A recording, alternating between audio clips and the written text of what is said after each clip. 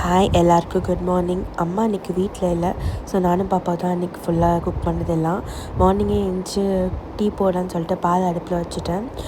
பால் அடுப்பில் வச்சுட்டு அப்படியே பாப்பா கோலம் போட போயிட்டேன். நான் அதுக்குள்ளே எங்கள் பாத்திரம்லாம் இருக்குது, ஸோ அதெல்லாம் வாஷ் பண்ணலாம் அப்படின்னு சொல்லிட்டு எடுத்து வச்சுட்டேன்.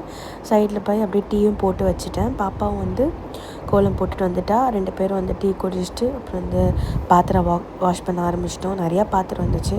ஸோ காலையிலே கொஞ்சம் விளக்கி முடிச்சிட்டா வந்து ஈஸியாக இருக்கும் அப்படின்னு சொன்னோம். சரி காலைல மட்டும் செஞ்சுக்கலாம், மதியம் சாப்பாடு வந்து ஹோட்டலில் வாங்கிக்கலாம் அப்படின்னு சொல்லிட்டு தான் இருந்தோம். ஸோ எல்லா ஜாமானையும் விளக்கி முடிச்சுட்டு அதை காய வச்சுட்டு செடிக்கு தண்ணி ஊற்றலாம் அப்படின்னு சொல்லிட்டு நான் போய் செடிக்கு தண்ணி ஊற்ற போயிட்டேன். பாப்பா அதுக்குள்ளே வந்து பப்பாளி கட் பண்ணி வச்சுட்டா, இட்லி ஊற்றிட்டா.